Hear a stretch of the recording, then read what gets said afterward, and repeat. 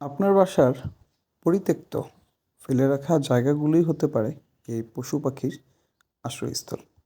আসসালামু আলাইকুম। সকালের শুভেচ্ছা জানাচ্ছি।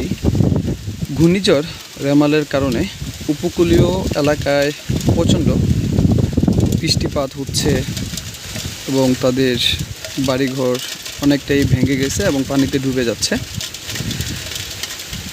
প্রতিটা ঘূর্ণিঝড়ই হোক কিংবা প্রাকৃতিক বিপর্যয় হোক কিংবা ঝড়ো বৃষ্টি হোক, যে কোনো পরিস্থিতিতেই আমাদের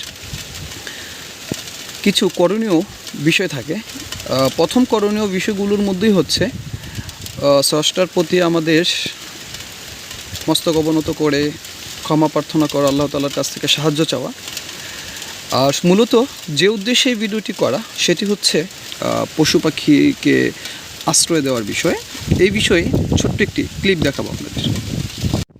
বাতাসের শব্দেই বোঝা যাচ্ছে বাইরে অবস্থা কতটা তীব্র আকার ধারণ করেছে।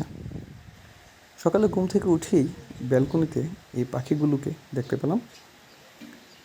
আমরা না চাওয়া সত্ত্বেও কিন্তু এই পাখিগুলো এই ব্যালকনিতে আশ্রয় নিয়েছে এবং খেলা করছে। বৃষ্টি এবং ঝড়ো আবহাওয়া থেকে বাঁচার জন্য তারা ব্যালকনিতে আশ্রয় নিয়েছিল। তো মূলত যে বিষয়টা আপনাদেরকে জানাতে চাচ্ছিলাম, কখনো যদি দেখেন যে এই ঝড়ো বৃষ্টিতে কিংবা প্রাকৃতিক কোনো বিপর্যয়ে আপনার বাসায়, বারান্দায় কিংবা আপনার ঘরে কোনো পশু পাখি আশ্রয় নিয়েছে, সেগুলোকে তাদের মতোই রাখতে দিন, তাদের মতোই তাদেরকে থাকতে দিন। পরবর্তীতে যখন আবার আবহাওয়া ভালো হয়ে যায়, তখন কিন্তু তারা নিজ ইচ্ছেই চলে যায়। আমরা না চাওয়া সত্ত্বেও পাখিগুলো এখানে এসেছে, এটা অবশ্যই আমাদের জন্য সদকাতুল জারিয়া হয়ে যাবে।